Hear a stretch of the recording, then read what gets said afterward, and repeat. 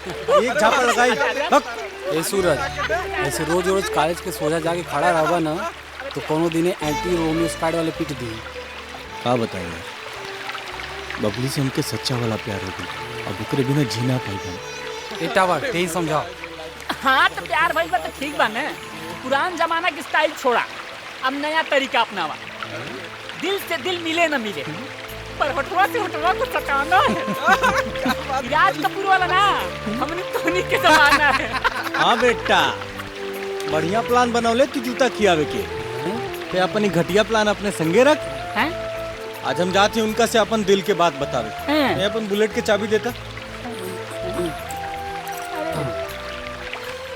अबे ये कहाँ चल रहे का भाई कुछ भाई का जइया कहाँ मुल्ला के दौड़ मस्जिद तक अपन लैला लगी जइए और कहाँ जइए।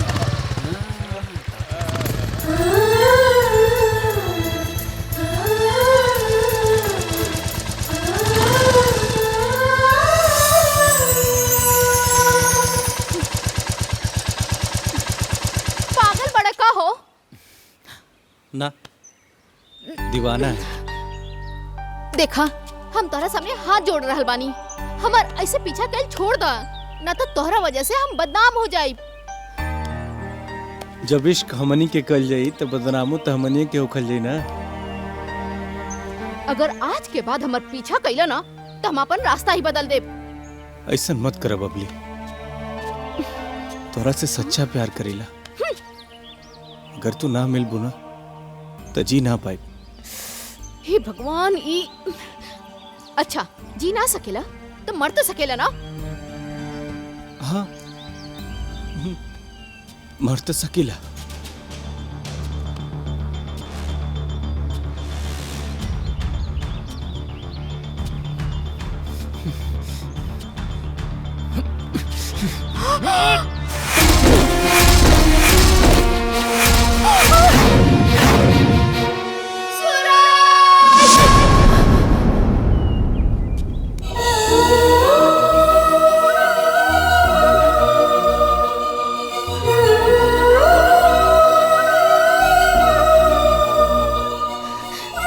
हमर जान है निकाल देले रहला।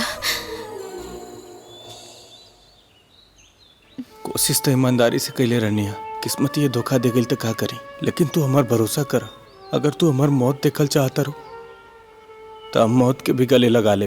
कहें कि आपकी बात छुटलाने की आदत नहीं है, आपका दिल दुखाने की आदत नहीं है। यकीन मानिए, क्योंकि हमें बार बार लौट के आने की आदत नहीं है।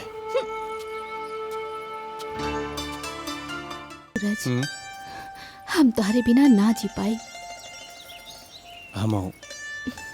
हमनी के शादी कल जाई, साथ फेरा लेवल जाई और सातों जन्म तक साथे रहल जाई। हमनी के केहू अलग ना कर पाई। साचो साचो। जोगी जी दी हमके डर एक ही बात के बाकी हमार पापा। अरे केहू से डराए की जरूरत नहीं है। तो हार सूरज तोरे खातिर दुनिया से टकरा जाई। हम तो हमेशा तार साथ बानी। I love you, Babli. I love you, Suraj. I love you so much.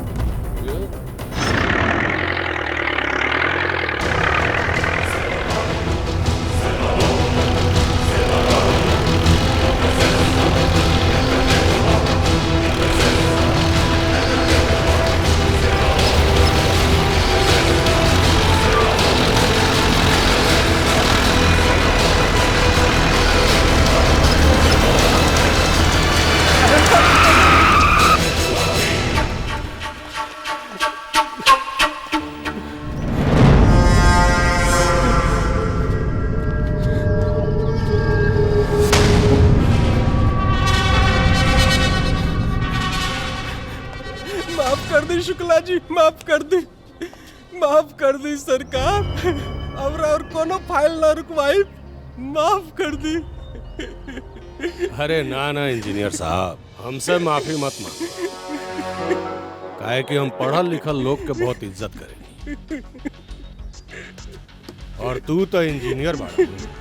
ना समझी रहुआ, माफ कर दी। कर दे। लेकिन तब जब तू साबित कर देबा कि तू सच में पढ़ल लिखल बा। हमरा खाली 2 सवाल के जवाब दे दो।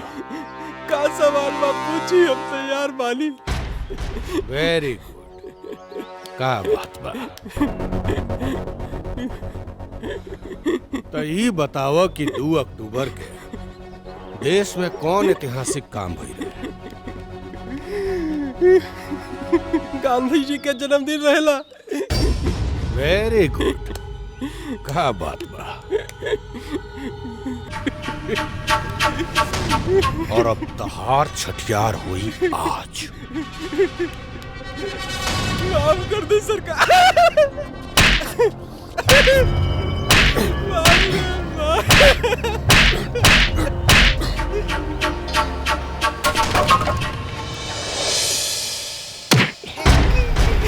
गुड्डू शुक्ला नाम आवा। अगर आज के बाद हमरा फाइल पर लाल स्याही लागल तो तोरा के ऊपर से नीचे तक लाले लाल कर दे। पांडे,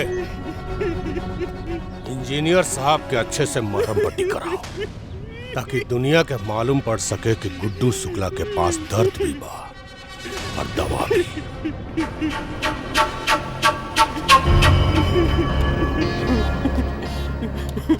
प्रणाम मालिक। खुश रह। कहाँ से आ रहल बा? गलती माफ मालिक, हम आपके बर्बादी देख के आ रहल बानी। हमरा के बर्बाद करे वाला कौन पैदा हो गेल रे एरिया में? मालिक, घर जराबे खातिर अपन चिरागी काफी होला। हमका छोड़ दी मालिक, गलती माफ मालिक।